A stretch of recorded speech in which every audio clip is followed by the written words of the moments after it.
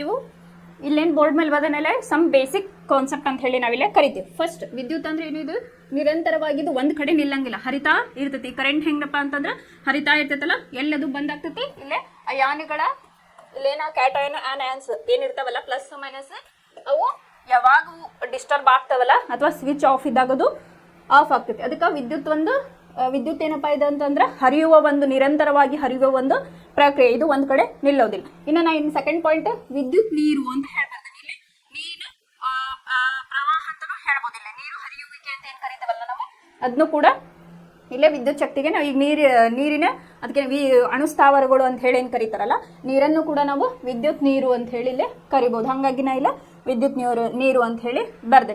ಇನ್ನ ವಿದ್ಯುತ್ ಶಕ್ತಿ ಅಂದ್ರೆ ಏನಪ್ಪಾ ಅಂತಂದ್ರ ವಾಹಕ ಅಂದ್ರೆ ಯಾವುದು? ವಾಹಕ ಅಂದ್ರೆ ಇಲ್ಲೇ ತನ್ನ ಮೂಲಕ ಎಲ್ಲ ಇವು ಅಯಾನುಗಳು ಏನಿರ್ತಾವಲ್ಲ ಅವನ್ನ ಅದ್ರ ಮೂಲಕ ಅದು ಪಾಸ್ ಮಾಡ್ತದೆ. ಎಲೆಕ್ಟ್ರಿಕ್ ಕರೆಂಟ್ ಯಾವ ಪಾಸ್ ಮಾಡ್ತಾವಲ್ಲ ಅದಕ್ಕೆ ನಾವು ವಾಹಕ ಅಂತ ಹೇಳಿ ಕರಿತೇವೆ. ಇಲ್ಲಿ ವಿದ್ಯುತ್ ಶಕ್ತಿ ಅಂತಂದ್ರೆ ಏನಪ್ಪಾ, ವಾಹಕ ಒಂದರಲ್ಲಿ ಆವೇಗಗಳ ಹರಿವಿನ ದರವನ್ನ ನಾವೇನಂತ ಕರಿತೀವಿ, ಅದಕ್ಕೆ ವಿದ್ಯುತ್ ಶಕ್ತಿ ಅಂತ ಹೇಳಿ ಕರಿತೇವೆ. ಇನ್ನು ವಾಹಕಗಳು ಏನಪ್ಪಾ, ಇವು ವಿದ್ಯುತ್ತಿನ ಉತ್ತಮ ಇವು ಲೋಹಗಳನ್ನ ನಾವೇನಂತೀವಿ, ವಿದ್ಯುತ್ತಿನ ಉತ್ತಮ ವಾಹಕಗಳು ಅಂತ ಹೇಳಿ ಕರಿತೀವಿ. ಯಾಕಂದ್ರೆ ಅದು ತನ್ನ ಮೂಲಕ ವಿದ್ಯುತ್ ಅಥವಾ ಕರೆಂಟ್ ಅನ್ನ ಪಾಸ್ ಮಾಡ್ಕೊಳ್ತೈತಿ. ಹಾಗಾಗಿ ಇದಕ್ಕೆ ನಾವು ವಾಹಕಗಳು ಅಂತ ಹೇಳಿ ಇದೇನ್ ಮಾಡ್ತೈತಿ, ತನ್ನ ಮೂಲಕ ಕರೆಂಟ್ ಅನ್ನ ಪಾಸ್ ಮಾಡ್ಕೊತೈತಿ ಅಂತ ಹೇಳಿ. ಇನ್ನ ಲೋಹಗಳು ಅಂತಂದ್ರೆ ಏನು?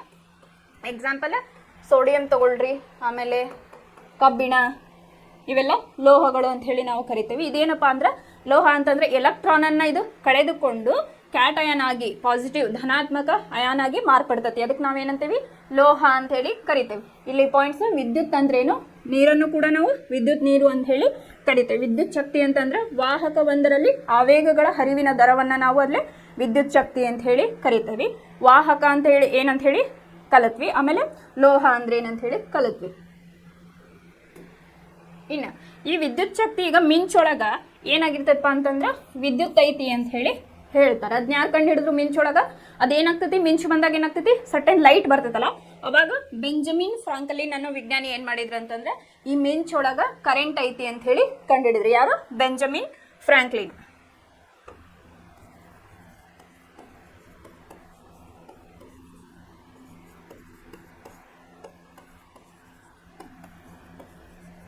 ಇಲ್ಲೇ ಬೆಂಜಮಿನ್ ಫ್ರಾಂಕ್ಲಿನ್ ಅನ್ನೋ ವಿಜ್ಞಾನಿ ಏನ್ ಮಾಡಿದ್ರಪ್ಪ ಅಂತಂದ್ರೆ ಈ ಮಿಂಚು ಬರ್ತೈತಲ್ಲ ಅದು ಸಟನ್ ಲೈಟ್ ಅನ್ನ ಪ್ರೊಡ್ಯೂಸ್ ಮಾಡ್ತಿತ್ತು. ಅದು ಯಾಕೆ ಆಗ್ತತಿ ಅಂತ ಹೇಳಿ ಅವ್ರು ಅಧ್ಯಯನ ಮಾಡಿ ಮಿಂಚೊಳಗೂ ಕೂಡ ಸಹ ವಿದ್ಯುತ್ ಐತಿ ಅಂತ ಅವ್ರು ಕಂಡು ಹಿಡಿದ್ರು. ಇನ್ನ ಒಂದು ವಾಹಕವನ್ನ ನಾವು ಕನ್ಸಿಡರ್ ಮಾಡಿದ್ವಿ ಅಂತಂದ್ರೆ ಇದು ಒಂದು ವಾಹಕ ಅಂತ ಹೇಳಿ ತಿಳ್ಕೊಳ್ರಿ. ಇದು ಇಲ್ಲಿ ಏನಾಗಿರ್ತಾವಪ್ಪ ಅಂತಂದ್ರೆ ಪರಮಾಣುಗಳು ಒತ್ತೊತ್ತಾಗಿ ಜೋಡಣೆ ಆಗಿರ್ತಾವ. ಯಾವ ರೀತಿಯಾಗಿ ಅಂತಂದ್ರೆ ಹಿಂಗ ಈ ತರ ಆದಾಗ ಇದಕ್ಕೇನ್ ಬೇಕೀಗ ಬಾಹ್ಯ ಬಲ ಪ್ರಯೋಗ ಬೇಕು. ಇಲ್ಲಿ ಯಾವ ರೀತಿಯ ವಾಹಕದೊಳಗ ನಾವು ಹೇಳಿದ್ವಲ್ಲ ವಿದ್ಯುತ್ ಇರ್ತೈತಿ ಅಂತ ಹೇಳಿ, ಇದು ವಿದ್ಯುತ್ತಿನ ಒಂದು ಉತ್ತಮ ವಾಹಕಗಳು ಅಂತ ಹೇಳಿದ್ವಿ. ಈ ವಾಹಕದಾಗ ಏನಾಗಿರ್ತಾವಪ್ಪ ಅಂತಂದ್ರ ಪರಮಾಣುಗಳು ಇರ್ತಾವ. ಪರಮಾಣುಗಳು ಇರ್ತಾವ. ಈ ಪರಮಾಣುಗಳು ಹೆಂಗದಾವಿಲೆ ಒತ್ತೊತ್ತಾಗಿ ಒಂದಕ್ಕೊಂದು ಅಟ್ಯಾಚ್ ಆಗಿ ಇರ್ತಾವ. ಇದಕ್ಕೇನ್ ಬೇಕಪ್ಪ ಅಂತಂದ್ರ ನಮಗ ಒಂದು ಬಾಹ್ಯ ಬಲ ಬೇಕು. ಬಾಹ್ಯ ಬಲ ಇದ್ದಾಗ ಏನಾಗ್ತತಿ, ಈ ಅಯಾನುಗಳು ಏನ್ ಮಾಡ್ತಾವಪ್ಪ ಅಂದ್ರೆ ಹಿಂಗ ಮೂಮೆಂಟ್ ಆಗ್ತಾ ಹೋಗ್ತಾವ. ಈಗ ನಮಗೆ ಇದರಿಂದ ಏನ್ ಗೊತ್ತಾಗ್ತದಪ್ಪ ಅಂತಂದ್ರೆ ಯಾವುದೇ ಒಂದು ಲೋಹವನ್ನ ನಾವು ತೆಗೆದುಕೊಂಡ್ವಿ ಅಂತಂದ್ರೆ, ವಾಹಕವನ್ನ ತೆಗೆದುಕೊಂಡ್ವಿ ಅಂದ್ರೆ ಅಲ್ಲಿ ಪರಮಾಣುಗಳು ಒತ್ತೊತ್ತಾಗಿ ಇರ್ತಾವು. ಅವು ಏನ್ ಮಾಡ್ತಾವು, ಬಾಹ್ಯ ಬಲ ಪ್ರಯೋಗವಾದಾಗ ಏನಾಗ್ತದಪ್ಪ ಅಂತಂದ್ರೆ ಇದು ಹಿಂಗ ಡೈರೆಕ್ಷನ್ ನೊಳಗ ಹೋಗ್ತಾವ. ಇನ್ನ 9th ಒಳಗೆ ನಾವ್ ಏನ್ ಕಲ್ತಿದ್ವಿ,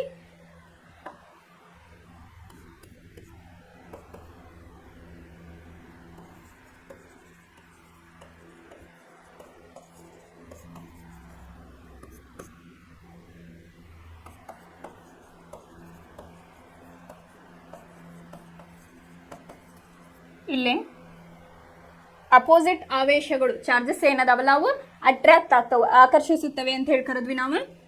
ಆಮೇಲೆ ಸೇಮ್ ಇದ್ದಂತ ಆವೇಶಗಳು ಅಥವಾ ಚಾರ್ಜಸ್ಗಳು ವಿಕರ್ಷಿಸುತ್ತವೆ ಅಂತ ಹೇಳಿ ಕರ್ತಿದ್ವಿ. ಈಗ ಒಂದು ಎಲೆಕ್ಟ್ರಾನ್ ಮೂವ್ ಆಗಬೇಕು ಅಂತಂದ್ರೆ ಇದು ಏನಾಗಬೇಕು, ಪಾಸಿಟಿವ್ ಕಡೆ ಅಟ್ರಾಕ್ಷನ್ ಆಗದಾಗ ಮಾತ್ರ ಅಲ್ಲಿ ಎಲೆಕ್ಟ್ರಾನ್ ಮೂವ್ ಆಗ್ತತಿ. ಇದನ್ನ ನಾವು 9th ಒಳಗೆ ಕಲ್ತಿದ್ವಿ. ಏನಂತಂದ್ರೆ ಸೇಮ್ ಏನ್ ಚಾರ್ಜಸ್ ಇರ್ತಾವಲ್ಲ ವಿಕರ್ಷಣೆಗೊಳ್ತಾವು. ಆಮೇಲೆ ಅಪೋಸಿಟ್ ಚಾರ್ಜಸ್ ಏನಾಗ್ತಾವು, ಅಟ್ರಾಕ್ಟ್ ಈಚ್ ಅದರ್.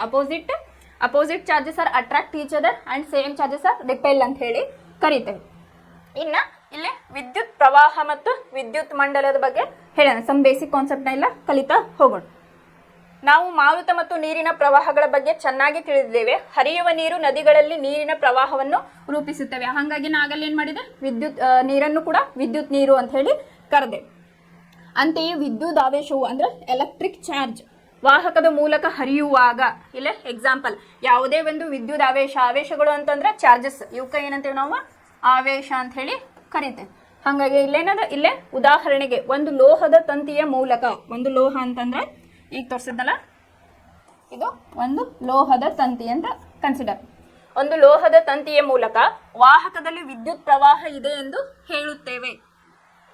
ಟಾರ್ಚ್ನಲ್ಲಿ ಶುಷ್ಕ ಕೋಶಗಳು ಅಥವಾ ಬ್ಯಾಟರಿಗಳನ್ನು ಸರಿಯಾದ ಕ್ರಮದಲ್ಲಿ ಇರಿಸಿದಾಗ ಟಾರ್ಚ್ನ ಬಲ್ಬ್ ಬೆಳಗಲು ಆವೇಶಗಳ ಪ್ರವಾಹ ಅಥವಾ ವಿದ್ಯುತ್ ಪ್ರವಾಹವನ್ನು ಒದಗಿಸುತ್ತದೆ ಅಂತ ಹೇಳಿ ನಾವು ಕಲ್ತೇವೆ. ಈಗ ಮನೆಯೊಳಗೆ ಒಂದು ಬಲ್ಬ್ ಹಾಕ್ಬೇಕು ಅಂದ್ರೆ ಏನಾಗ್ಬೇಕು, ಅಲ್ಲೇ ಆವೇಶಗಳು ಚಾರ್ಜಸ್ಗಳು ಇರಬೇಕು. ಅಥವಾ ನೀವು ಒಂದು ರಿಮೋಟ್ ಹಾಸ್ತೀರಿ ಅಂತಂದ್ರೆ ಅದು ಪಾಸಿಟಿವ್ ಚಾರ್ಜಸ್ ಅಥವಾ ಪಾಸಿಟಿವ್ ಚಾರ್ಜಸ್ ಮತ್ತು ನೆಗೆಟಿವ್ ಚಾರ್ಜಸ್ ಕರೆಕ್ಟ್ ಆಗಿ ಇದ್ದಾಗ ಮಾತ್ರ ಅದು ಬ್ಯಾಟರಿ ಆನ್ ಆಗ್ತೈತಿ. ಅದೇ ತರ ಬಲ್ಬ್ ಕೂಡ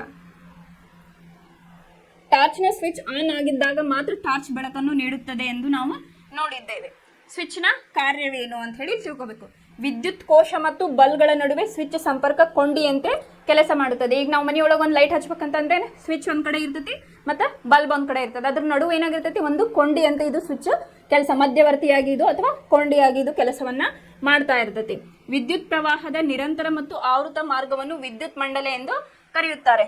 ಇದೇನೀಗ ಇದು ಶೆಲ್ ಅನ್ಕೊಳ್ರಿ, ಇದು ಒಂದು ವಿದ್ಯುತ್ ಮಂಡಲ. ಇದು ಹೆಲ್ಪ್ ಮಾಡ್ತೈತಿ ನಮಗೆ. ಈಗ ವಿದ್ಯುತ್ ಮಂಡಲ ಎಲ್ಲಿಯಾದರೂ ಕಡಿತಗೊಂಡರೆ ಅಂತಂದ್ರೆ ಅಲ್ಲೇನು ಫ್ಲೋಯಿಂಗ್ ಏನಾದರೂ ಕಟ್ ಆದರೆ ಅಥವಾ ಟಾರ್ಚ್ನ ಸ್ವಿಚ್ ಅನ್ನು ಆಫ್ ಮಾಡಿದರೆ ವಿದ್ಯುತ್ ಪ್ರವಾಹದ ಹರಿವು ನಿಲ್ಲುತ್ತದೆ ಮತ್ತು ಬಲ್ಬ್ ಬೆಳಗುವುದಿಲ್ಲ. ಈಗ ಸ್ವಿಚ್ ಏನ್ ಮಾಡ್ತೈತಿ, ಕೊಂಡಿ ಅಂತ ಕೆಲಸ ಮಾಡ್ತಿರ್ತೈತಿ ಮಧ್ಯವರ್ತಿಯಾಗಿ. ಅದು ಏನಾದರೂ ಆಫ್ ಆದ್ರೆ ಅದ್ರ ಒಳಗೆಲ್ಲ ಅಯಾನ್ಗಳ ಏನಾಗ್ತೈತಿ, ಎಲೆಕ್ಟ್ರಾನ್ ಮೂವ್ಮೆಂಟ್ ಏನಾಗ್ತೈತಪ್ಪ ಅಂತಂದ್ರೆ ಅದು ಬಂದ್ ಮಾಡ್ತೈತಿ. ಅವಾಗ ಏನಾಗ್ತೈತಿ, ಬಲ್ಬ್ ಆಫ್ ಆಗ್ತೈತಿ.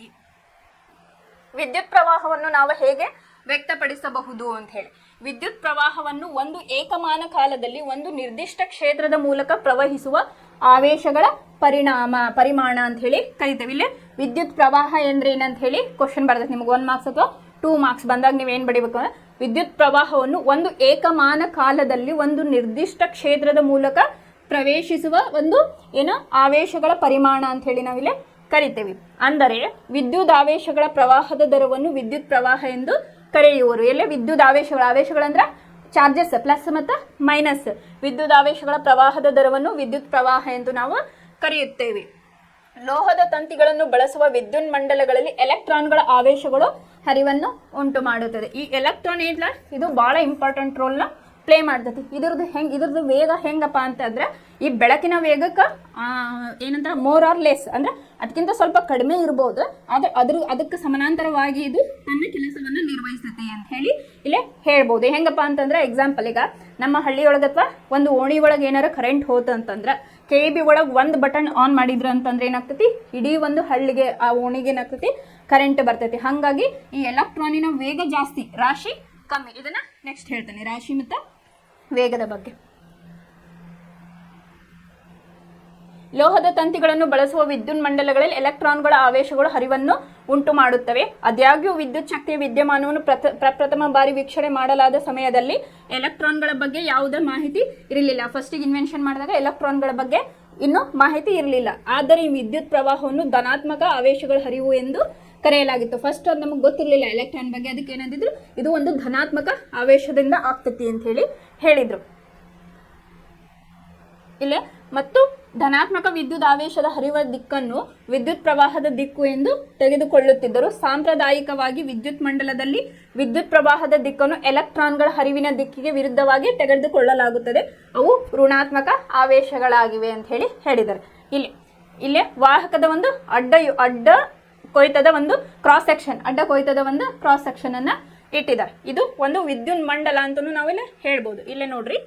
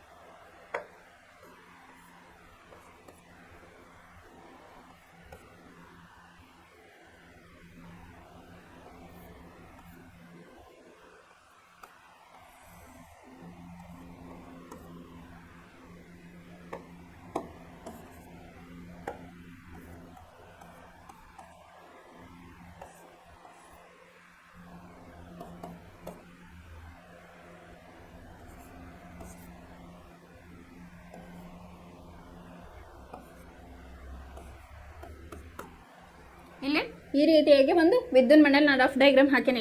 ಇಲ್ಲಿ ಏನ್ ಮಾಡ್ಯಾರ, ವಾಹಕದ ಯಾವುದೇ ಅಡ್ಡ ಕೊಯ್ತದ ಮೂಲಕ ಅಂದ್ರೆ ಕ್ರಾಸ್ ಸೆಕ್ಷನ್ ಟಿ ಸಮಯದಲ್ಲಿ, ಟಿ ಅಂದ್ರ ಟೈಮ್, ಕ್ಯೂ ಪ್ರಮಾಣದ ಒಟ್ಟು ಆವೇಶ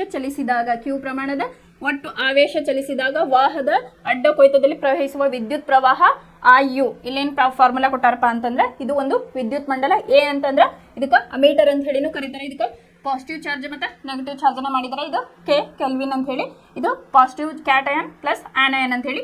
ಇಲ್ಲೇ ನೋಡ್ರಿ, ನೀವು ಎರೋ ಮಾರ್ಕ್ ಅನ್ನು ಹಾಕಿದೀನಿ, ಯಾವ ರೀತಿಯಾಗಿ ಹಿಂಗ ಹೋಗಾಕತೈತಿ ಅಂತ ಹೇಳಿ ಹಾಕಿದೀವಿ ನಾವು.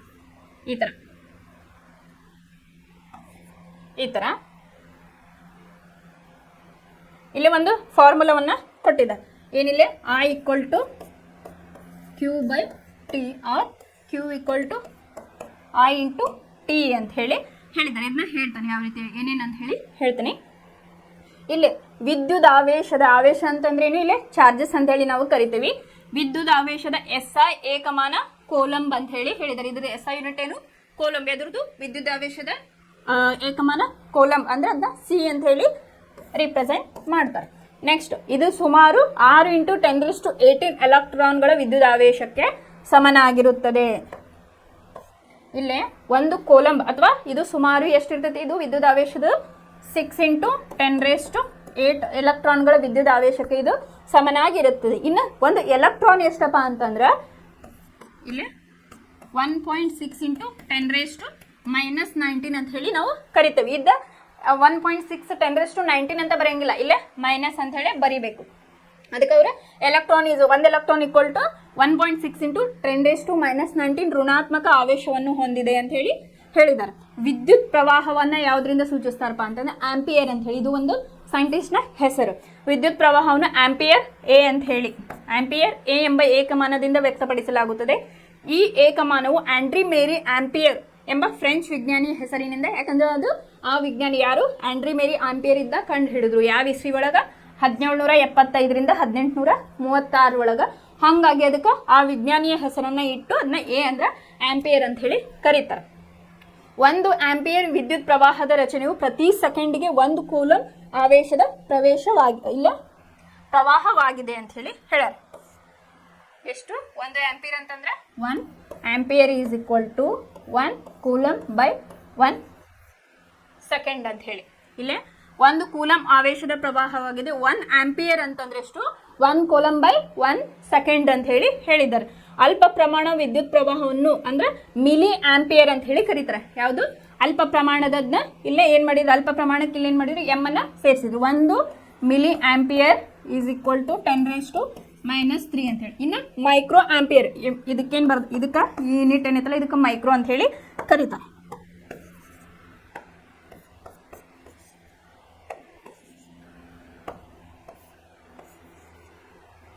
1 ಮೈಕ್ರೋ. ಇಲ್ಲಿ ನೋಡ್ರಿ, ಫಸ್ಟ್ ಆಂಪಿಯರ್ ಅನ್ನು ಆಂಡ್ರಿ ಮೇರಿ ಆಂಪಿಯರ್ ಅನ್ನೋ ವಿಜ್ಞಾನಿ ಏನ್ ಮಾಡಿದ್ರಪ್ಪ ಅಂತಂದ್ರೆ ಇಲ್ಲೇ ವಿದ್ಯುತ್ ಪ್ರವಾಹವನ್ನು ಆಂಪಿಯರ್ ಎಂಬ ಏಕಮಾನದಿಂದ ವ್ಯಕ್ತಪಡಿಸಲಾಗುತ್ತದೆ. ಈ ಏಕಮಾನವನ್ನು ಆಂಡ್ರಿ ಮೇರಿ ಆಂಪಿಯರ್ ಅನ್ನೋ ವಿಜ್ಞಾನಿ ಫ್ರೆಂಚ್ನ ಒಂದು ವಿಜ್ಞಾನಿ ಕಂಡು ಹಿಡಿದ್ರೆ, ಹಾಗಾಗಿ ಇದಕ್ಕೆ ಅವ್ರ ಹೆಸರನ್ನ ಆಂಪಿಯರ್ ಅಂತ ಹೇಳಿ ಕರೆದ್ರಿ. ಇಲ್ಲಿ 1 ಆಂಪಿಯರ್ ಪ್ರತಿ ಸೆಕೆಂಡ್ಗೆ 1 ಕೂಲಂಬ್ ಆವೇಶದ ಪ್ರವಾಹವಾಗಿದೆ ಅಂತ ಹೇಳಿ. ಇಲ್ಲಿ 1 ampere equal to 1 coulomb by 1 second ಅಂತ ಹೇಳಿ. ಇನ್ನು ಅಲ್ಪ ಪ್ರಮಾಣದ ವಿದ್ಯುತ್ ಪ್ರವಾಹವನ್ನು ಏನಂತಂದ್ರ 1 micro ampere is equal to 10⁻³ ampere ಅಂತ ಹೇಳಿ. ಇನ್ನು ಇದು ಇನ್ನೊಂದು ಹೇಳಿದ ಮೈಕ್ರೋ ಆಂಪಿಯರ್ ಅಂತ ಹೇಳಿ. ಇದೇನು ಬರ್ದೇವಲ್ಲ ಅದಕ್ಕೆ ಮೈಕ್ರೋ ಅಂತ ಹೇಳಿ ಕರೀತಾರೆ. 1 micro ampere is equal to 10⁻⁻6 ampere ಅಂತ ಹೇಳಿ ಕರೀತಾರೆ. ಈ ಯೂನಿಟ್ಸ್ನ ನೀವು ನೆನಪಿಟ್ಕೋಬೇಕಾಗ್ತೈತಿ. ನೆಕ್ಸ್ಟ್, ವಿದ್ಯುತ್ ಮಂಡಲದಲ್ಲಿನ ವಿದ್ಯುತ್ ಪ್ರವಾಹದ ದರವನ್ನು ಅಳೆಯಲು ಉಪಯೋಗಿಸುವ ಉಪಕರಣವನ್ನು ಅಮೀಟರ್ ಅಂತ ಹೇಳಿ ಕರೀತಾರ ಅಂತ ಹೇಳಿದೆ. ಇಲ್ಲೇನು ಎ ಅಂತ ಏನು ಯೂಸ್ ಮಾಡ್ಯಾರಲ್ಲ, ಇದು ಅಮೀಟರ್ ಅಂತ ಹೇಳಿ. ಅಲ್ಲೇನು ಒಂದು ಯೂಸ್ ಮಾಡಿರ್ತಾರಲ್ಲ ಎ ಅಂತ ಹೇಳೋದಕ್ಕೆ ಅಮೀಟರ್ ಅಂತ ಹೇಳಿ ಕರೀತಾರೆ. ಆಮೇಲೆ ಇನ್ನು ಗ್ಯಾಲ್ವನೋಮೀಟರ್ ಅಂದ್ರೆ ವಿದ್ಯುತ್ ಪ್ರವಾಹ ಆಯ್ತೋ ಇಲ್ಲ ಅಂತ ಹೇಳಿ ತಿಳ್ಕೊಳಕ್ ಏನ್ ಮಾಡ್ತಾರಪ್ಪ ಅಂತಂದ್ರೆ ಗ್ಯಾಲ್ವನೋಮೀಟರ್ ಅಂತ ಹೇಳಿ ಒಂದು ಯೂಸ್ ಮಾಡ್ತಾರೆ. ಗ್ಯಾಲ್ವನೋಮೀಟರ್ ಇದು ನೆಕ್ಸ್ಟ್ ನಿಮ್ಗೆ ಕಾಂತೀಯ ಪ್ರೇರಣೆ ಅದೇನೋ ಒಂದು ನೆಕ್ಸ್ಟ್ ಚಾಪ್ಟರ್ ಒಳಗೆ ಇದ್ರ ಬಗ್ಗೆ ನಿಮ್ಗೆ ಗೊತ್ತಾಗ್ತದೆ. ಗ್ಯಾಲ್ವನೋಮೀಟರ್ ಅಂದ್ರೆ ವಿದ್ಯುತ್ ಪ್ರವಾಹ ವಾಹಕದೊಳಗೆ ಐತೆ ಇಲ್ಲ ಅಂತ ಕಂಡುಹಿಡಿಯಾಕ ಗ್ಯಾಲ್ವನೋಮೀಟರ್ನ ಯೂಸ್ ಮಾಡ್ತಾರೆ. ಎಲ್ಲಿ ಎ ಅಂತ ಯೂಸ್ ಮಾಡಿರ್ತಾರಲ್ಲ ಇದನ್ನ ಅಮೀಟರ್ ಅಂತ ಹೇಳಿ. ಯಾವುದೇ ಒಂದು ವಿದ್ಯುತ್ ಮಂಡಲದೊಳಗೆ ಎ ಅಂತ ಯೂಸ್ ಮಾಡಿದ್ರು ಅಂದ್ರೆ ಅದು ಅಮೀಟರ್ ಅಂತ ಹೇಳಿ ನಾವಿಲ್ಲೇ ಕನ್ಸಿಡರ್ ಮಾಡಬೇಕು. ವಿದ್ಯುತ್ ಪ್ರವಾಹದ ದರವನ್ನು ಅಳೆಯಲು ಉಪಯೋಗಿಸುವ ಉಪಕರಣವನ್ನು ಅಮೀಟರ್ ಎಂದು ಕರೆಯುತ್ತಾರೆ. ಇದರಿಂದ ವಿದ್ಯುತ್ ಮಂಡಲದಲ್ಲಿ ವಿದ್ಯುತ್ ಪ್ರವಾಹವನ್ನು ಅಳೆಯುತ್ತಾರೆ ಮತ್ತು ಇದನ್ನು ಯಾವಾಗಲೂ ಸರಣಿ ಕ್ರಮದಲ್ಲಿ ಜೋಡಿಸಿರುತ್ತಾರೆ. ಈ ತರ ಜೋಡಿಸಿರ್ತಾರೆ. ಹಿಂಗೆ ಇನ್ನೂ ಹಲವಾರು ಬರ್ತಾವೆ ವಿದ್ಯುತ್ ಮಂಡಲಗಳು. ಅಲ್ಲ ಕೆಲವೊಂದು ಯೂನಿಟ್ಸ್ಗಳನ್ನು ಮೆನ್ಷನ್ ಮಾಡಿರ್ತಾರೆ. ಅದನ್ನ ನೆಕ್ಸ್ಟ್ ಕ್ಲಾಸ್ ಒಳಗೆ ನೋಡೋಣ ಯಾವ ರೀತಿಯಾಗಿ ವಿದ್ಯುತ್ ಮಂಡಲದೊಳಗೆ ಈಗ ಅಮೀಟರ್ ಬಗ್ಗೆ ಹೇಳಿದೆ ಅದೇ ರೀತಿಯಾಗಿ ನೆಕ್ಸ್ಟ್ ಬೇರೆ ಬೇರೆ ಇರ್ತವನ್ನ ಹೇಳ್ತೀನಿ ಯಾವ ರೀತಿಯಾಗಿ ಅಂತ ಹೇಳಿ. ವಿದ್ಯುತ್ ಬಲ್ಬ್, ಅಮೀಟರ್ ಮತ್ತು ಪ್ಲಗ್ ಕೀಗಳನ್ನು ಒಳಗೊಂಡಿದೆ. ವಿದ್ಯುತ್ ಮಂಡಲದಲ್ಲಿ ವಿದ್ಯುತ್ ಪ್ರವಾಹವು ಕೋಶದ ಧನ ಧ್ರುವದಿಂದ ಕೋಶದ ಋಣ ಧ್ರುವದೆಡೆಗೆ ಬಲ್ಬ್ ಮತ್ತು ಅಮೀಟರ್ನ ಮೂಲಕ ಪ್ರವಹಿಸುತ್ತದೆ ಎಂದು ಗಮನಿಸಿ ಅಂತ ಹೇಳಿದ್ದಾರೆ. ಇಲ್ಲಿ ನೋಡ್ರಿ, ಪಾಸಿಟಿವ್ ಚಾರ್ಜಸ್ ಇಂದ ಇಲ್ಲಿ ಏನಾಗೈತಿ, ಇಲ್ಲಿ ನೆಗೆಟಿವ್ ಚಾರ್ಜಸ್ಗೆ ಇಲ್ಲೇ ಹೊಂಟೈತಿ ಕರೆಂಟ್ ಅಂತ ಹೇಳಿ. ಇಲ್ಲೇ ಏನೇನು ಯೂಸ್ ಮಾಡಿದಾರ, ಸ್ವಿಚ್ ಅನ್ನು ಯೂಸ್ ಮಾಡಿದಾರೆ, ಅಮೀಟರ್ನ ಯೂಸ್ ಮಾಡಿದಾರೆ, ಇಲ್ಲೇ ಬಲ್ಬನ್ನು ಯೂಸ್ ಮಾಡಿದ್ದೀವಿ. ಇದು ಒಂದು ವಿದ್ಯುತ್ ಮಂಡಲ ಅಂತ ಹೇಳಿ ನಾವು ಕರಿತೀವಿ. ಈ ವಿದ್ಯುತ್ ಮಂಡಲದೊಳಗೆ ಹಲವಾರು ನಾವು ಯೂಸ್ ಮಾಡ್ಬೋದು. ಅಮೀಟರ್ ಆಗಿರ್ಬೋದು, ಅಲ್ಲೆಲ್ಲ ಬಲ್ಬು, ಆಮೇಲೆ ಸ್ವಿಚ್ಚು, ಈ ಥರ. ಇಲ್ಲೇ ಒಂದು ನಾನೇನು ಹೇಳಿದೆ ನಿಮ್ಗೆ ಫಾರ್ಮುಲಾವನ್ನು ಹೇಳಿದೆ, I = Q/T. I = Q/T or Q = I × T. ಇದನ್ನಾದ್ರೂ ಬರಿಬೋದು, ಇದನ್ನಾದ್ರೂ ಬಡಿ. ಇಲ್ಲೊಂದು ನಿಮ್ಗೆ ಚಟುವಟಿಕೆಯನ್ನು ಕೊಟ್ಟಿದ್ದಾರೆ. ಟಿ ಅಂದ್ರೆ ಇಲ್ಲಿ ನಿಮಿಷ ಅಂತ ಹೇಳಿ, ಇದು ಟೈಮ್ ಅಂತ ಹೇಳಿ ನಾವಿಲ್ಲೇ ಕರಿತೀವಿ. ಇದು ಆಂಪಿಯರ್. ವಿದ್ಯುತ್ ಬಲ್ಬ್ನ ತಂತಿಯ ಮೂಲಕ 0.5 ವಿದ್ಯುತ್ ಪ್ರವಾಹವು, ಇಲ್ಲೇನಾಯ್ತು 0.5. I ಅಂತಂದ್ರೇನು, ಇಲ್ಲೇ ವಿದ್ಯುತ್ ಪ್ರವಾಹ. ಇಲ್ಲಿ ವಿದ್ಯುತ್ ಬಲ್ಬ್ನ ತಂತಿಯ ಮೂಲಕ, ಇಲ್ಲೇ ತಂತಿಯ ಮೂಲಕ 0.5 ಅಮೀಟರ್ ವಿದ್ಯುತ್ ಪ್ರವಾಹವು 10 ನಿಮಿಷಗಳ ಕಾಲ ಪ್ರವಹಿಸುತ್ತದೆ. ಆಗ ವಿದ್ಯುತ್ ಮಂಡಲದಲ್ಲಿ ಪ್ರವಹಿಸಿದ ವಿದ್ಯುದಾವೇಶಗಳ ಪ್ರಮಾಣವನ್ನು ಕಂಡುಹಿಡಿಯಿರಿ. ನಾವೇನು ಫೈಂಡ್ ಔಟ್ ಮಾಡ್ಬೇಕಿಲ್ಲ, ಕ್ಯೂ ಅನ್ನು ಫೈಂಡ್ ಔಟ್ ಮಾಡ್ಬೇಕು. ಫಸ್ಟ್ ನಾವು ಇಲ್ಲೇನು ದತ್ತಾಂಶಗಳು ಕೊಟ್ಟಾರಲ್ಲ ಅದನ್ನ ಬರ್ಕೊಳ್ಳೋಣ. ಫಸ್ಟ್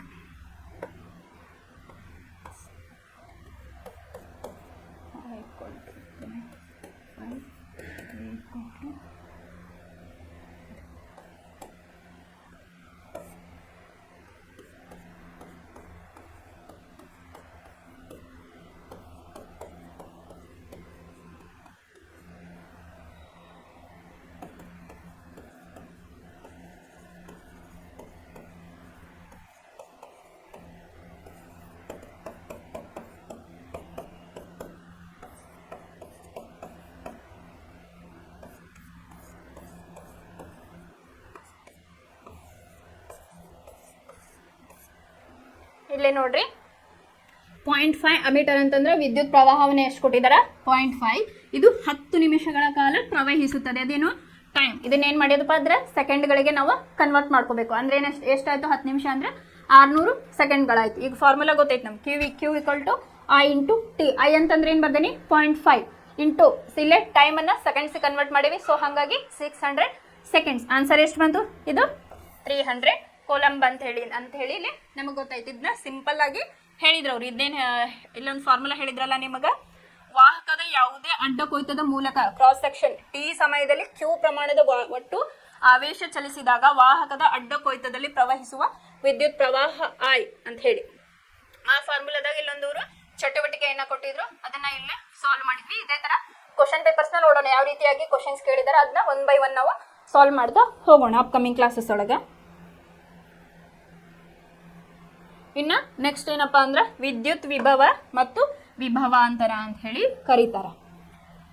ಇಲ್ಲಿ ವಿದ್ಯುತ್ ವಿಭವಾಂತರ ಮತ್ತು ವಿಭವ ಅಂತ ಹೇಳಿ. ವಿಭವಾಂತರ ಅಂತಂದ್ರೆ ಒಂದ್ ಕಡೆಯಿಂದ ಇನ್ನೊಂದು ಬಿಂದುವಿಗೆ ಇಲ್ಲಿ ವಿದ್ಯುತ್ ಆಗ್ತಾ ಇರ್ತೈತಿ, ಒಂದು ಏಕಮಾನ ಕಾಲದಲ್ಲಿ ಇದು ಆಗ್ತಾ ಇರ್ತೈತಿ. ಇನ್ನು ವಿದ್ಯುತ್ ವಿಭವ ಅಂತಂದ್ರೆ ಒಂದು ಅನಂತದಿಂದ ಒಂದು ಬಿಂದುವಿಗೆ, ಇದಕ್ಕೇನಿರ್ತೈತಿ ಸ್ಟಾರ್ಟ್, ಅದಕ್ಕೆ ಪಾಯಿಂಟ್ ಇರೋದಿಲ್ಲ.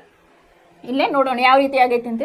ವಿದ್ಯುದಾವೇಶ ಪ್ರವಹಿಸುವಂತೆ ಮಾಡುವ ಅಂಶ ಯಾವುದು? ಈಗ ವಿದ್ಯುತ್ ಐತೆ ಅಂತ ಹೇಳಿ ನಮ್ಗೆ ಹೆಂಗೆ ಗೊತ್ತಾಗ್ತೈತಿ? ವಿದ್ಯುದಾವೇಶ ಅಂದ್ರೆ ಏನು, ಚಾರ್ಜಸ್ ಅದು ಐತೆ ಅನ್ನೋದು ನಮಗೆ ಹೆಂಗೆ ಗೊತ್ತಾಗ್ತೈತಿ ಅಂತ ಹೇಳಿ. ಹರಿಯುವ ನೀರಿನ ನಿದರ್ಶನವನ್ನು ತೆಗೆದುಕೊಳ್ಳಿ. ಸಂಪೂರ್ಣವಾಗಿ ಸಮಾಂತರವಾಗಿರುವ ಕೊಳವೆಯಲ್ಲಿ ಹೇಗೆ ನೀರು ಹರಿಯುವುದಿಲ್ಲವೋ ಹಾಗೆಯೇ ಆವೇಶಗಳು ತಾಮ್ರದ ತಂತಿಯಲ್ಲಿ ತಮ್ಮಷ್ಟಕ್ಕೆ ತಾವೇ ಹರಿಯುವುದಿಲ್ಲ. ಇಲ್ಲೇನು ಹೇಳಿದಾರ, ಒಂದು ನೀರನ್ನ ಎಕ್ಸಾಂಪಲ್ ಆಗಿ ತಗೊಂಡಿದ್ದಾರ. ಸಂಪೂರ್ಣವಾಗಿ ಸಮಾಂತರವಾಗಿರುವ ಕೊಳವೆಯಲ್ಲಿ ನೀರು ಹೆಂಗೆ ಹರಿಯಂಗಿಲ್ಲಲ್ಲ, ಒಂದು ತಾಮ್ರದ ತಂತಿಯಲ್ಲೂ ಕೂಡ ವಿದ್ಯುತ್ ಹಂಗ ತಮ್ಮಷ್ಟಕ್ಕೆ ತಾವು ಹರಿಯುವುದಿಲ್ಲ. ಅದಕ್ಕೇನು ಬೇಕು, ಎಕ್ಸ್ಟರ್ನಲ್ ಸಪೋರ್ಟ್ ಬೇಕು ಅಂತ ಹೇಳಿ ಇಲ್ಲಿ ಹೇಳಿದ್ದಾರೆ. ಒಂದು ವೇಳೆ ಕೊಳವೆಯ ಒಂದು ತುದಿಯನ್ನು ಎತ್ತರದಲ್ಲಿರುವ ನೀರಿನ ತೊಟ್ಟಿಯಲ್ಲಿ ಸಂಪರ್ಕಿಸಿ, ಆಮೇಲೆ ಕೊಳವೆಯ 2 ತುದಿಗಳ ನಡುವೆ ಒತ್ತಡದ ವ್ಯತ್ಯಾಸ ಉಂಟಾದರೆ ಕೊಳವೆಯ ಇನ್ನೊಂದು ಬದಿಯಿಂದ ನೀರು ಹೊರಬೇಕು. ಅದಕ್ಕೆ ಎಕ್ಸ್ಟರ್ನಲ್ ಫೋರ್ಸ್ ಹಾಕಿದಾಗ ಏನಾಗ್ತೈತಿ, ಪೈಪ್ ಒಳಗೆ ನೀರು ಹರಿಯಾಕ ಸ್ಟಾರ್ಟ್ ಆಗ್ತೈತಿ ಅಂತ ಹೇಳಿ. ಅದೇ ರೀತಿ ಒಂದು ವಿದ್ಯುತ್ ಮಂಡಲ ಅಥವಾ ವಿದ್ಯುತ್ ಕೆಲಸ ಮಾಡ್ಬೇಕಂತಂದ್ರೆ ಇಲ್ಲೇನಪ್ಪ ಅಂದ್ರೆ ಬಾಹ್ಯ ಪ್ರಯೋಗ ನಮಗಿರಬೇಕು ಅಂತ ಹೇಳಿ ಹೇಳಿದ್ದಾರೆ. ವಾಹಕದಲ್ಲಿ ವಿದ್ಯುತ್ ಒತ್ತಡದ ವ್ಯತ್ಯಾಸ ಅಂದರೆ ವಿಭವಾಂತರವಿದ್ದಾಗ ಮಾತ್ರ ಎಲೆಕ್ಟ್ರಾನ್ಗಳು ಚಲಿಸುತ್ತವೆ. ಎಲೆಕ್ಟ್ರಾನ್ ಬಗ್ಗೆ ಹೇಳಿದ್ನಲ್ಲ, ಇದೇನಾಗ್ತಪ್ಪ ಅಂತಂದ್ರೆ ಇದಕ್ಕೆ ಒತ್ತಡ ಇರಬೇಕು ಮತ್ತೆ ಇದು ಪಾಸಿಟಿವ್ ಚಾರ್ಜಸ್ ಅನ್ನ ಅಟ್ರಾಕ್ಟ್ ಮಾಡ್ತಾ ಹೋಗಿ ಎಲೆಕ್ಟ್ರಾನ್ಗಳು ಮೂವ್ ಆಗ್ತಾವು ಅಂತ ಹೇಳಿ. ಅಧಿಕ ವಿದ್ಯುತ್ ಕೋಶಗಳಿಂದ ಕೂಡಿದ ಬ್ಯಾಟರಿಗಳಿಂದ ಉತ್ಪಾದಿಸಬಹುದು. ಬ್ಯಾಟರಿಗಳಿಂದ ವಿದ್ಯುತ್ ಕೋಶದಿಂದ ಯಾವುದೇ ವಿದ್ಯುತ್ ಪ್ರವಾಹ ಸೆಳೆಯದಿದ್ದರೂ ಸಹ ವಿದ್ಯುತ್ ಕೋಶದಲ್ಲಿನ ರಾಸಾಯನಿಕ ಕ್ರಿಯೆಯಿಂದಾಗಿ ವಿದ್ಯುತ್ ಕೋಶದ ಧ್ರುವಗಳ ನಡುವೆ ವಿಭವಾಂತರ ಉಂಟಾಗುತ್ತದೆ. ಕೋಶವನ್ನು ಮಂಡಲದಲ್ಲಿ ಸಂಯೋಜಿಸಿದಾಗ ವಿಭವಾಂತರ ಆವೇಶಗಳ ಚಲನೆಯನ್ನು ವಾಹಕದಲ್ಲಿ ಉಂಟು ಮಾಡಿ ವಿದ್ಯುತ್ ಪ್ರವಾಹವನ್ನು ಉತ್ಪತ್ತಿಯಾಗುತ್ತದೆ. ಈಗ ಒಂದು ಲೋಹ ಅದ್ರೊಳಗೆ ಏನಾಗಿರ್ತಾವ ಅಂತ ಹೇಳಿದೆ ನಾನು ಇಲ್ಲೇ ಪರಮಾಣುಗಳು ಒತ್ತೊತ್ತಾಗಿ ಇರ್ತಾವೆ. ಈಗ ಇದೇನಾಗಬೇಕು, ಮೂವ್ ಆಗ್ಬೇಕಂತಂದ್ರೆ ಇದಕ್ಕೆ ಎಕ್ಸ್ಟರ್ನಲ್ ಸಪೋರ್ಟ್ ನಮಗೆ ಬೇಕು. ಅದಕ್ಕೆ ಪ್ಲಸ್ ಚಾರ್ಜ್ ಮತ್ತು ಮೈನಸ್ ಚಾರ್ಜ್ ನಮಗೆ ಇಲ್ಲೇ ಬೇಕಾಗ್ತದೆ. ಇದು ನಮ್ಮ ಬಾಹ್ಯ ಒಂದು ಪ್ರಯೋಗ ಅಂತ ಹೇಳಿ ಇಲ್ಲೇ ಕರಿತೇವೆ ನಾವು. ಆಮೇಲೆ ವಿದ್ಯುತ್ ಪ್ರವಾಹವಿರುವ ವಿದ್ಯುತ್ ಮಂಡಲದಲ್ಲಿ ಎರಡು ಬಿಂದುಗಳ ನಡುವಿನ ವಿದ್ಯುತ್ ವಿಭವಾಂತರವನ್ನು ಒಂದು ಏಕಮಾನ ಆವೇಶವನ್ನು ಒಂದು ಬಿಂದುವಿನಿಂದ ಇನ್ನೊಂದು ಬಿಂದುವಿಗೆ ತರುವಲ್ಲಿ ಆಗುವ ಕೆಲಸ. ಇಲ್ಲೇ ವಿದ್ಯುತ್ ವಿಭವಾಂತರ ಅಂದ್ರೆ ಏನಪ್ಪಾ ಅಂತಂದ್ರೆ ಒಂದು ಬಿಂದುವಿನಿಂದ ಇನ್ನೊಂದು ಬಿಂದುವಿನ ಕಡೆಗೆ ಇದು ಸಾಗಾಣಿಕೆ ಆಗ್ತತಿ. ಅದಕ್ಕೆ ಏನಂತೀವಿ, ವಿದ್ಯುತ್ ವಿಭವಾಂತರ ಅಂತ ಹೇಳಿ ಕರಿತೇವೆ ನಾವು. ಇಲ್ಲಿ ಎರಡು ಬಿಂದುಗಳ ನಡುವಿನ ವಿಭವಾಂತರವನ್ನು ವಿ ಇಂದ ನಾವು ಸೂಚಿಸ್ತೇವೆ. ಇದರಿಂದ ವಿ. ಇಲ್ಲ ಕೆಲಸ ಡಬ್ಲ್ಯೂ ಅಥವಾ ಆವೇಶವನ್ನು ಕ್ಯೂ ಅಂತ ಹೇಳಿ ಸೂಚನೆ ಮಾಡ್ತೇವೆ. ವಿ =W/Q ಅಂತ ಹೇಳಿ ಇಲ್ಲಿ ಕರಿತೇವೆ. ಇಲ್ಲಿ ವಿದ್ಯುತ್ ವಿಭವಾಂತರದ SI ಯೂನಿಟ್ ಏನು, ವೋಲ್ಟ್ ಅಂತ ಹೇಳಿ. ಇಲ್ಲಿ ನೋಡ್ರಿ ಕ್ವಶನ್ ಬಂತು, ವಿದ್ಯುತ್ ವಿಭವಾಂತರದ SI ಯೂನಿಟ್ ಏನು ಅಥವಾ ಏಕಮಾನ ಏನಪ್ಪಾ ಅಂತಂದ್ರೆ ಇಲ್ಲಿ ವೋಲ್ಟ್. ಅದನ್ನ ವಿ ಇಂದ ಸೂಚನೆ ಮಾಡ್ತಾರೆ. ಇದೇನಾಯ್ತು, ವಿದ್ಯುತ್ ವಿಭವಾಂತರದ ಒಂದು ಏಕಮಾನ ಅಥವಾ ಇದು SI ಯೂನಿಟ್ ಅಂತ ಹೇಳಿ ಕರಿತೀವಿ. ಇದನ್ನು ಇಟಲಿಯ ಭೌತವಿಜ್ಞಾನಿ ಅಲೆಸಾಂಡ್ರೋ ವೋಲ್ಟ್ ಅಂತ ಹೇಳಿ ಕಂಡು ಹಿಡಿದ. ಅದಕ್ಕಾಗಿ ಏನ್ ಮಾಡಿ, ಈಗ ಹಲವಾರು ಒಂದಿಷ್ಟು ಈ ಫಿಸಿಕ್ಸ್ ಒಳಗೆ ಹೆಂಗಪ್ಪ ಅಂತಂದ್ರೆ ಯಾರು ಏನು ಕಂಡು ಹಿಡಿದಾರಲ್ಲ ಅವ್ರ ಹೆಸರಿನಿಂದ ಇಲ್ಲೇ ಇಲ್ಲಿ ಸೂಚನೆಯನ್ನ ಮಾಡ್ತಾರೆ. ಇಲ್ಲೇನಾಯ್ತು, ಒಂದು ಇಟಲಿಯ ಭೌತವಿಜ್ಞಾನಿ ಅಲೆಸಾಂಡ್ರೋ ವೋಲ್ಟ್ ಅನ್ನೋವಿದ್ನ ಕಂಡು ಹಿಡಿದ ವಿಜ್ಞಾನಿ. ಯಾವ ಇಸ್ವಿ ಒಳಗೆ 1745ರಿಂದ 1727. ಹಾಗಾಗಿ ಇದನ್ನ ಏನ್ ಮಾಡ್ಯಾರಪ್ಪ ಅಂತಂದ್ರೆ ವಿ ಇಂದ ಸೂಚನೆಯನ್ನ ಮಾಡಿದ್ದಾರೆ. ಇದು ಅನುಕ್ರಮ ವಿದ್ಯುತ್ ವಾಹಕದ ಎರಡು ಬಿಂದುಗಳ ನಡುವೆ ಒಂದು ಕೂಲಂ ಆವೇಶವನ್ನು ಒಂದು ಬಿಂದುವಿನಿಂದ ಇನ್ನೊಂದು ಬಿಂದುವಿಗೆ ತರುವಲ್ಲಿ. ನೋಡ್ರಿ, ಯಾವುದೇ ಅನುಕ್ರಮ ವಿದ್ಯುತ್ ವಾಹಕದ ಎರಡು ಬಿಂದುಗಳ ನಡುವೆ ಒಂದು ಕೂಲಂ ಆವೇಶವನ್ನು ಒಂದು ಬಿಂದುವಿನ ಇನ್ನೊಂದು ಬಿಂದುವಿಗೆ ತರುವಲ್ಲಿ ಒಂದು ಜೌಲ್ ಕೆಲಸ ನಡೆದರೆ ಆ ಎರಡು ಬಿಂದುಗಳ ನಡುವಿನ ವಿಭವಾಂತರವು 1 ವೋಲ್ಟ್ ಆಗಿರುತ್ತದೆ ಅಂತ ಹೇಳಿ. ಇಲ್ಲೇ 1 ವೋಲ್ಟ್.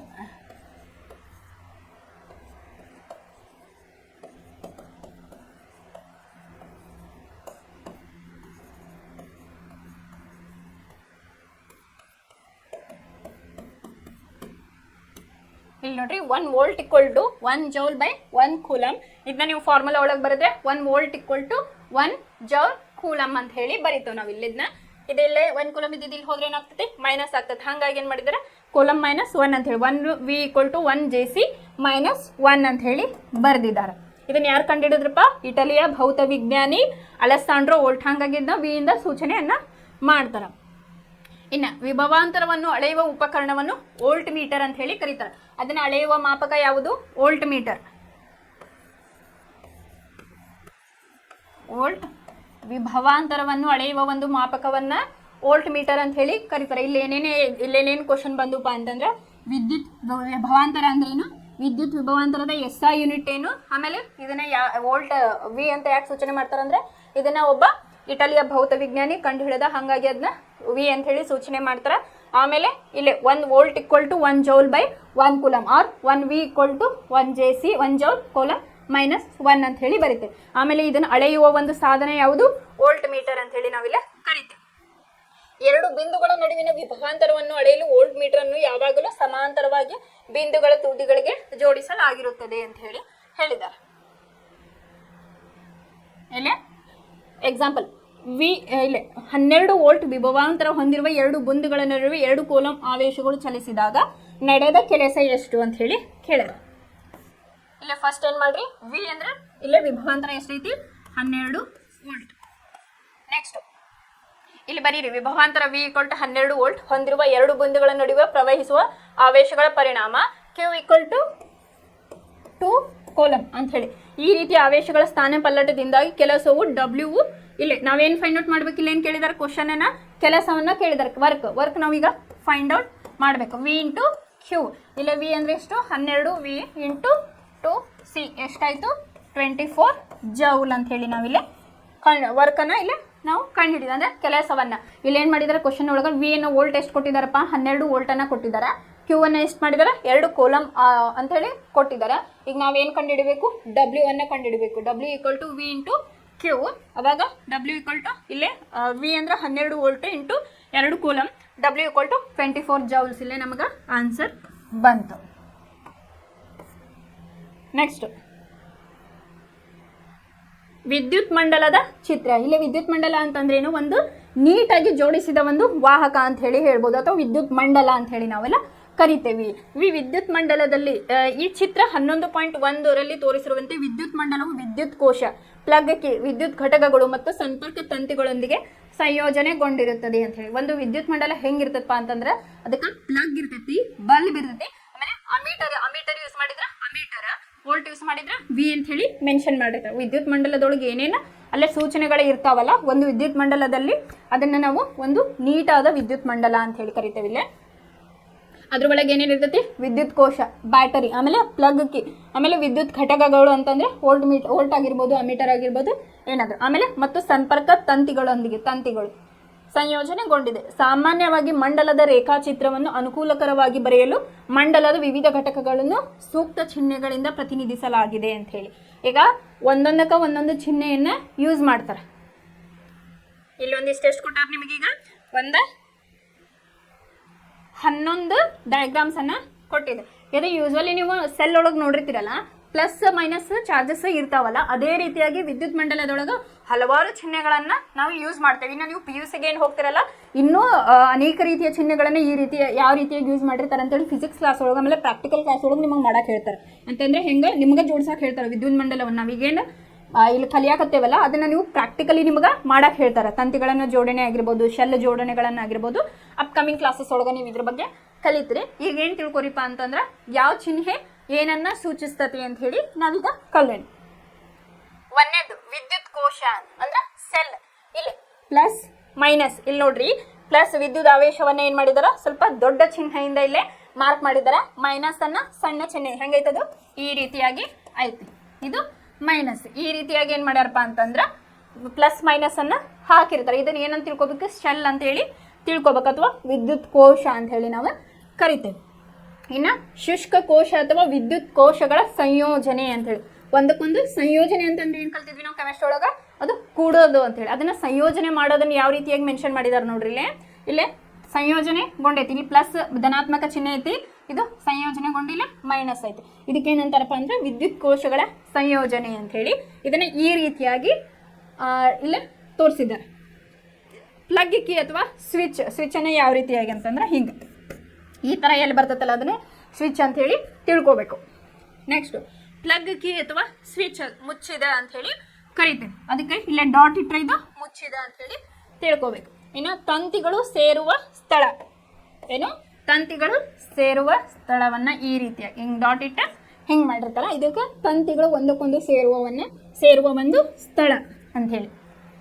ಸೇರ್ಪಡೆ ಇಲ್ಲದೆ ದಾಟಿದ ತಂತಿ, ಇಲ್ಲಿ ನೋಡ್ರಿ ಇದನ್ನ PUC ಹೋದಾಗ ನಿಮಗೆ ಇನ್ನು ಇನ್ ಡೆಪ್ತ್ ಆಗಿ ಕಲಿತೀರಿ ಇದ್ರ ಬಗ್ಗೆ. ಸೇರ್ಪಡೆ ಇಲ್ಲದ ದಾಟಿದ ತಂತಿಯನ್ನ ಈ ರೀತಿಯಾಗಿ ಕರೀತಾರ. ವಿದ್ಯುತ್ ಬಲ್ಬ್ ನಿಮ್ಗೆ ಗೊತ್ತೈತಿ, ಈ ರೀತಿಯಾಗಿ ವಿದ್ಯುತ್ ಬಲ್ಬ್. ಈ ತರ ಚಿತ್ರ ಬಂತಂದ್ರೆ ಅದು ಬಲ್ಬ್ ಅಂತ ಹೇಳಿ ನಾವು ತಿಳ್ಕೊಬೇಕು. ಆಮೇಲೆ ರೋಧಕ ಆರ್, ಈ ತರ ರೋಧಕ ಅಂತಂದ್ರೆ ಆರ್ ಅಂತ ಹೇಳಿ ಕರಿತೀವಿ. ಈ ರೀತಿಯಾಗಿ ಮಾಡಿರ್ತಾರ, ಹಿಂಗ ಈ ತರ ಬಂತಂದ್ರೆ ಅದು ಆರ್ ರೋಧಕ ಅಂತ ಹೇಳಿ ತಿಳ್ಕೊಬೇಕು. ಅಲ್ಲಿ ಏನ್ ಮಾಡಿರ್ತಾರಪ್ಪ ಅಂತಂದ್ರೆ ಅಮೀಟರ್ಗೆ ಎ ಅಂತ ಮಾಡಿರ್ತಾರ, ವೋಲ್ಟ್ಗೆ ವಿ ಅಂತ ಮಾಡಿರ್ತಾರ, ರೋಧಕಕ್ಕ ಆರ್ ಅಂತ ಹೇಳಿ ಹಿಂಗ ಅಮೀಟರ್ ಇತ್ತಂತ ಕೋರಿ ಹಿಂಗ ಹಾಕ್ತಾರ, ವಿ ಇತ್ತಂದ್ರೆ ಹಿಂಗ, ಆರ್ ಇತ್ತಂದ್ರೆ ಹಿಂಗ. ಇದು ಅದನ್ನ ಅಂಡರ್ಸ್ಟುಡ್ ನೀವು ಮಾಡ್ಕೋಬೇಕು, ಯಾಕೆ ಹಾಕಿದಾರ ಅಂತ ಹೇಳಿ ನೋಡ್ಕೋಬೇಕು. ಬದಲಾಯಿಸಬಹುದಾದ ರೋಧ ಅಥವಾ ರಿಯೋಸ್ಟಾಟ್ ಅಂತ ಹೇಳಿ, ಹೇಗಿದ್ದೆ ಹಿಂಗ್ ಮಾಡಿದ್ರ ಅಥವಾ ಹಿಂಗ್ ಮಾಡಿದ್ರ ಅಂತಂದ್ರೆ ಅದನ್ನ ರೋಧಕವನ್ನ ನಾವು ಬದಲಾಯಿಸಬಹುದಾದ ರೋಧ ಅಥವಾ ರಿಯೋಸ್ಟಾಟ್ ಅಂತ ಹೇಳಿ ಕರಿತೇವೆ. ಇನ್ನ ಅಮೀಟರ್ನ ಹೇಳಿದ್ಮೇಲೆ ಹಿಂಗ್ ಮಾಡಿ ಎ ಚಿಹ್ನೆಯಿಂದ ಸೂಚಿಸ್ತಾರೆ, ಈ ಕಡೆ ಪ್ಲಸ್ ಈ ಕಡೆ ಮೈನಸ್, ಈ ತರ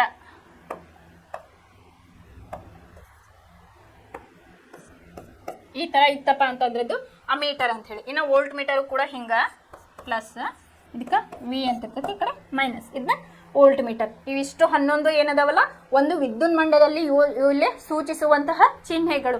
ಯಾವ ಚಿಹ್ನೆ ಐತಲ್ಲ ಅದನ್ನ ನೀವು ನೋಡ್ಬೇಕು. ಸಪೋಸ್ ಇತ್ತಿತ್ತಂದ್ರೆ ಪ್ಲಸ್ ಆರ್ ಮೈನಸ್ ಅಲ್ಲೇ ಶೆಲ್ ಐತಿ ಅಂತ ಹೇಳಿ ತಿಳ್ಕೊಬೇಕು. ವಿದ್ಯುತ್ ಕೋಶಗಳ ಸಂಯೋಜನೆ ಒಂದಕ್ಕೊಂದು ಜೋಡಣೆ ಆಗಿತ್ತಂದ್ರೆ ಈ ರೀತಿ ಚಿಹ್ನೆ ಇತ್ತಂದ್ರೆ ಅದು ವಿದ್ಯುತ್ ಕೋಶಗಳ ಸಂಯೋಜನೆ. ಆಮೇಲೆ ಸ್ವಿಚ್ ಓಪನ್ ಇತ್ತಪ್ಪ ಅಂತಂದ್ರೆ ಅದು ತೆರೆದ ಅಂತ ಹೇಳಿ, ಅದ್ರೊಳಗೊಂದು ಡಾಟ್ ಇತ್ತಂದ್ರೆ ಅದು ಮುಚ್ಚಿದ ಅಂತ ಹೇಳಿ ಕರೀತಾರ. ತಂತಿಗಳು ಸೇರುವ ಸ್ಥಳವನ್ನ ಹಿಂಗೊಂದ್ ಗೆರೆ ಹಾಕಿ ಡಾಟ್ ಇಟ್ಟು ಈ ರೀತಿಯಾಗಿ ಮೆನ್ಷನ್ ಮಾಡಿರ್ತಾರ. ಸೇರ್ಪಡೆ ಇಲ್ಲದೆ ದಾಟಿದ ತಂತಿಯನ್ನ ಈ ರೀತಿಯಾಗಿ ಹೇಳ್ತಾರೆ. ವಿದ್ಯುತ್ ಬಲ್ಬ್ ನಿಮ್ಗೆ ಗೊತ್ತೈತಿ, ಅಲ್ಲೇ ಈ ರೀತಿಯಾಗಿ ಮಾಡಿರ್ತಾರೆ. ಈ ರೀತಿಯಾಗಿ ಬಲ್ಬ್ ಅನ್ನು ತೋರಿಸಿರ್ತಾರೆ ಅಥವಾ ಈ ರೀತಿಯಾಗಿನೂ ತೋರಿಸಿರ್ತಾರೆ. ಅವರು ಆರನ್ನು ಈ ರೀತಿಯಾಗಿ ತೋರಿಸ್ತಾರೆ. ಆಮೇಲೆ ಈ ಅಮೀಟರು ವೋಲ್ಟೇಜ್ನ ನಾನು ಆಲ್ರೆಡಿ ಹೇಳಿದ್ದೆ. ಇನ್ನು ಓಮ್ ಇನ್ನು ಸ್ವಲ್ಪ ಇದು ಯಾವ ಓಮ್ ನಿಯಮದ ಬಗ್ಗೆ ನಾವು ನಾಳೆ ಕ್ಲಾಸ್ ಒಳಗೆ ನೋಡೋಣ. ಇವತ್ತೇನು ಮಾಡೋಣ, ಸ್ವಲ್ಪ ಈಗ ಇನ್ನೊಂದು ಲೋಹ ಅಂದ್ರೆ ಏನಂತ ಕಳೆದ್ವಿ ನಾವು, ಇದು ಎಲೆಕ್ಟ್ರಾನ್ ಲಾಸ್ ಮಾಡ್ಕೋತತಿ ಅಂತ ಹೇಳಿ ಕರೆದ್ವಿ ನಾವು. ಈ ಲೋಹಗಳು ಎಂತ ಮಾಡ್ತಾವಪ್ಪ ಅಂತಂದ್ರೆ ತನ್ನ ಎಲೆಕ್ಟ್ರಾನ್ಗಳನ್ನು ಕಳೆದುಕೊಂಡು ಏನ್ ಮಾಡ್ತಪ್ಪ ಅಂತಂದ್ರೆ ಒಂದು ಧನಾತ್ಮಕ ಅಯನಗಳಾಗಿ ಮಾರ್ಪಡ್ತೈತಿ. ಈಗ for example Fe3+ Fe2+ iron ಅನ್ನ ತಗೊಳ್ರಿ. ಇಲ್ಲಿ ಏನಾಗ್ತೈತಿ, 3 ಎಲೆಕ್ಟ್ರಾನ್ಗಳನ್ನು ಒಂದ್ಸಲಿ ಒಂದೇ ಸಮಯಕ್ಕೆ ಏನ್ ಮಾಡ್ತೈತಿ, 3 ಎಲೆಕ್ಟ್ರಾನ್ ಕೊಡ್ತೈತಿ, ಇನ್ನೊಂದ್ಸಲಿ 2 ಎಲೆಕ್ಟ್ರಾನ್ ಅನ್ನ ಕೊಡ್ತೈತಿ. ಇದಕ್ಕೆ ಏನಂತೇವೆ ನಾವು, ಫೆರಿಕ್ ಅಂತ ಹೇಳಿ ಕರಿತೇವೆ. ಇದಕ್ಕೆ ಫೆರಿಕ್, ಇದು ಫೆರಸ್ ಅಂತ ಹೇಳಿ ಕರೀತಾರೆ.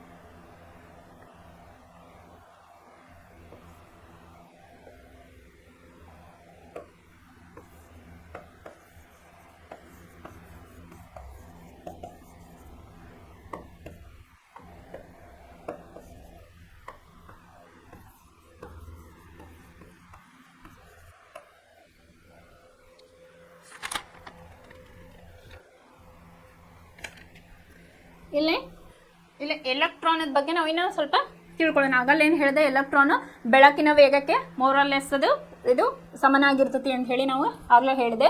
ಇಲ್ಲಿ ಎಲೆಕ್ಟ್ರಾನಿನ ರಾಶಿ ಏನಾಗಿರ್ತದಪ್ಪ ಅಂತಂದ್ರೆ ಕಡಿಮೆ ಇರ್ತೈತಿ. ಈಗ ರಾಶಿ ಕಡಿಮೆ ಇತ್ತಂದ್ರೆ ಅದ್ರದ್ದು ಏನಾಗಿರ್ತದಪ್ಪ ಅಂತಂದ್ರೆ ಸ್ಪೀಡ್ ಜಾಸ್ತಿ ಇರ್ತೈತಿ, ಆವೇಶಗಳು ಇಲ್ಲಿ ಜಾಸ್ತಿ ಇರ್ತೈತಿ. ಇಲ್ಲಿ ನೋಡ್ರಿ, ಎಲೆಕ್ಟ್ರಾನ್ನ ರಾಶಿ ಕಡಿಮೆ, ಪ್ರೋಟಾನ್ನ ರಾಶಿ ಜಾಸ್ತಿ.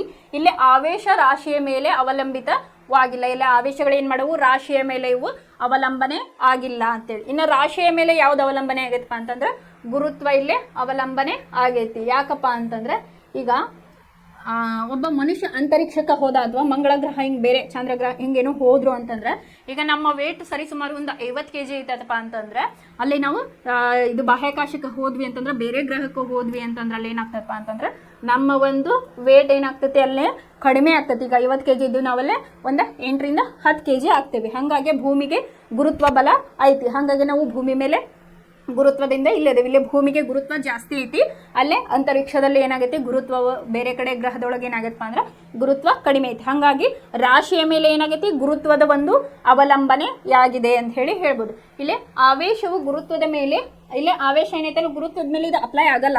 ಯಾಕಪ್ಪ ಅಂತಂದ್ರೆ ಈಗ ನಾ ಹೇಳಿದೆ, ಇಲ್ಲೇ ರಾಶಿ ಕಡಿಮೆ ಇರ್ತೈತಿ, ಅದ್ರದ್ದು ಸ್ಪೀಡ್ ಜಾಸ್ತಿ ಇರ್ತೈತಿ ಅಂತ ಹೇಳಿ. ಹಾಗಾಗಿ ಆವೇಶವು ಗುರುತ್ವದ ಮೇಲೆ ಅಪ್ಲೈ ಆಗಲ್ಲ. ಮತ್ತು ಹಾಗಾಗಿ ಇದು ಎಲೆಕ್ಟ್ರಾನ್ ಏನಾಗ್ತದಪ್ಪ ಅಂತಂದ್ರೆ ಅದು ವೇಗವಾಗಿ ಚಲಿಸುತ್ತದೆ, ಅಂದ್ರೆ ಈಸಿಯಾಗಿ ಎಲೆಕ್ಟ್ರಾನ್ಗಳು ಮೂವ್ ಆಗ್ತವೆ. ಅದಕ್ಕೆ ನಾವು ಒಂದು ಎಕ್ಸಾಂಪಲ್ ಏನು ಕೊಟ್ಟೆ, ಕರೆಂಟ್ ಹೋತಪ್ಪ ಒಂದು ಊರೊಳಗೆ ಅಥವಾ ಒಂದು ಓಣಿ ಒಳಗೆ ಅಂತಂದ್ರೆ ನೀವು ಜಸ್ಟ್ KB ಒಳಗೆ ಬಟನ್ ಹಾಕಿದರೆ ಸಾಕು ಇಡೀ ಓಣಿಗೆ ಅಥವಾ ಇಡೀ ಒಂದು ಏರಿಯಾಕ್ಕೆ ಏನಾಗ್ತದಪ್ಪ ಅಂತಂದರೆ ಎಲ್ಲ ಬಲ್ಬ್ಗಳು ಆನ್ ಆಗ್ತದೆ. ಹಾಗಾಗಿ ಎಲೆಕ್ಟ್ರಾನ್ನ ವೇಗ ಇದು ಜಾಸ್ತಿ ಇರ್ತೈತಿ ಅಂತ ಹೇಳಿ. ಇದಿಷ್ಟು ಏನೈತಲ್ಲ ಸಮ್ ಬೇಸಿಕ್ ಕಾನ್ಸೆಪ್ಟ್ ಅಬೌಟ್ ವಿದ್ಯುತ್ ಶಕ್ತಿ ಅಂತ ಹೇಳಿ. ಇಲ್ಲಿ ಏನೇನು ಕ್ವಶನ್ ಬರ್ತಾವಪ್ಪ ಅಂತಂದ್ರೆ ನಿಮಗೆ ಈ ಫಸ್ಟ್ ಕ್ಲಾಸ್ ಒಳಗೆ ಇಲ್ಲೇ ವಿದ್ಯುತ್ ವಿಭವ ಮತ್ತು ವಿದ್ಯುತ್ ವಿಭವಾಂತರ ಅಂದ್ರೆ ಏನಂತ ಹೇಳಿ ಬರ್ತೈತಿ. ಆಮೇಲೆ ಇಲ್ಲೇ ಒಂದಿಷ್ಟು ಹೇಳಿದೆ ಅಮೀಟರ್ನ ಎ ಅಂತ ಹೇಳಿ ಸೂಚಿಸ್ತೇವೆ. ಇಲ್ಲೇ ವಿದ್ಯುತ್ ಆವೇಶವನ್ನು SI ಏಕಮಾನ ಯಾವುದಿಲ್ಲೇ ಕೂಲಂಬ್ ಅಂತ ಹೇಳಿ ಅದನ್ನ ಇಲ್ಲೇ SI ಯೂನಿಟ್ ಯಾವ್ಯಾವುದು ಅಂತ ಹೇಳಿ ವಿಭವಾಂತರದ್ದಾಗಿರ್ಬೋದು, ವಿದ್ಯುತ್ ಆವೇಶದ್ದಾಗಿರ್ಬೋದು, ವೋಲ್ಟ್ ಆಗಿರ್ಬೋದು, ಈ ರೀತಿಯಾಗಿ ಅದ್ರದ್ದು SI ಯೂನಿಟ್ ಏನಂತ ಹೇಳಿ ಕೇಳ್ತಾರ. ಇನ್ನು ಡೆಫಿನೇಷನ್ ಅಂತ ಬಂದ್ರೆ ಏನಾಗ್ತದಪ್ಪ ಅಂತಂದ್ರೆ ವಿದ್ಯುತ್ ವಿಭವ ಮತ್ತು ವಿದ್ಯುತ್ ವಿಭವಾಂತರ ಅಂದ್ರೆ ಏನಂತ ಹೇಳಿ ಕೇಳ್ತಾರ. ನೆಕ್ಸ್ಟ್ ವಿಭವಾಂತರದ SI ಯೂನಿಟ್ ಯಾವ್ದು ಅಂತ ಹೇಳಿ. ಆಮೇಲೆ ನಿಮ್ಗೇನು ಕ್ವಶನ್ ಕೇಳ್ಬೋದು, ವಿದ್ಯುತ್ ಮಂಡಲದ ಒಂದು ಚಿತ್ರವನ್ನ ಸೂಚಿಸಬೇಕು. ಆಮೇಲೆ ವಿದ್ಯುತ್ ಮಂಡಲದೊಳಗೆ ಏನೇನು ಅದ್ರೊಳಗೆ ವಿದ್ಯುತ್ ಮಂಡಲದೊಳಗೆ ಏನೇನು ಇರ್ತಾವ ಅಂತ ಹೇಳಿ ಬಲ್ಬ್ ಆಗಿರ್ಬೋದು, ಸ್ವಿಚ್ ಆಗಿರ್ಬೋದು, ಇಲ್ಲೇ ಮತ್ತೆ ವಿದ್ಯುತ್ ಕೋಶ, ಬ್ಯಾಟರಿ, ವಿದ್ಯುತ್ ಘಟಕಗಳು ಇಲ್ಲೇ ಬರ್ತಾವು. ಇನ್ನೊಂದಿಷ್ಟು ಏನು ಕಲಿತೀವಿ, ವಿದ್ಯುತ್ ಮಂಡಲದಲ್ಲಿ ಸಾಮಾನ್ಯವಾಗಿ ಯೂಸ್ ಮಾಡ್ತಕ್ಕಂಥ ಒಂದಿಷ್ಟು ಚಿಹ್ನೆಗಳನ್ನ ಕೇಳ್ಬೋದು. ಎಕ್ಸಾಂಪಲ್ ಈಗ ವಿದ್ಯುತ್ ಕೋಶವನ್ನ ಯಾವ್ದಾರ ವಿದ್ಯುತ್ ಕೋಶದ ಚಿಹ್ನೆಯನ್ನ ಸೂಚಿಸ್ರಿ ಅಂತ ಹೇಳಿ ಕೇಳ್ಬೋದು ನಮಗೆ. ಇವು ಜಸ್ಟ್ ನಿಮ್ಮ ರೆಫರೆನ್ಸ್ಗೆ ಯಾವುದೋ ವಿದ್ಯುತ್ ಮಂಡಲವನ್ನು ನಾವು ಬರೆದಾಗ ಈಗ ನಾವೊಂದು ಏನೋ ಚಿಹ್ನೆ ಹಾಕಿದೆಪ್ಪ ಆರ್ ಅಂತ ಹೇಳಿ ನಾವು ಮೆನ್ಷನ್ ಮಾಡಿ ಇದು ಹಾಕಿದೆ ಅಂತಂದ್ರೆ ಇದೇನು ತೊಳಬೇಕು ನೀವು ವಿದ್ಯುತ್ ರೋಧ ಅಂತ ಹೇಳಿ ನೀವೇ ಕರಿಬೇಕು. ಅಥವಾ ಬಲ್ಬಿಂದ ಹಾಕಿದ್ವಿ ಅಂದ್ರೆ ಬಲ್ಬ್ ಐತಿ ಅಂತ ಹೇಳಿ, ಪ್ಲಸ್ ಆರ್ ಮೈನಸ್ ಇತ್ತಂದ್ರೆ ಅಲ್ಲೇ ಚಾರ್ಜಸ್ ಅದಾವು ಅಂತ ಹೇಳಿ ತಿಳ್ಕೊಬೇಕು. ಎ ಇತ್ತಂದ್ರೆ ಅಮೀಟರ್ ಮತ್ತು ವಿ ಇತ್ತಂದ್ರೆ ವೋಲ್ಟ್ ಅಂತ ಹೇಳಿ. ಇನ್ನು ನಾಳೆ ಕ್ಲಾಸ್ ಒಳಗೆ ಏನು ಮಾಡೋಣಪ್ಪ ಅಂತಂದ್ರೆ ಓಮ್ನ ನಿಯಮ ಅಂತ ಹೇಳಿ ಬರ್ತೈತಿ. ಇದ್ರ ಬಗ್ಗೆ ನಾವು ನಾಳೆ ಇವ್ರದ್ದೊಂದು ಏನಾಗೈತಿ ಡೆರೈವೇಷನ್ ಐತಿ, ಯಾವ ರೀತಿ ಆಗೈತಿ ಅಂತ ಹೇಳಿ ನಾಳೆ ಕ್ಲಾಸ್ ಒಳಗೆ ನಾವು ನೋಡೋಣ. ನಾಳೆ ಯಾವ್ದು ನೋಡೋಣ, ಓಮ್ನ ನಿಯಮವನ್ನು ತಿಳಿದುಕೊಳ್ಳೋಣ. ಧನ್ಯವಾದಗಳು.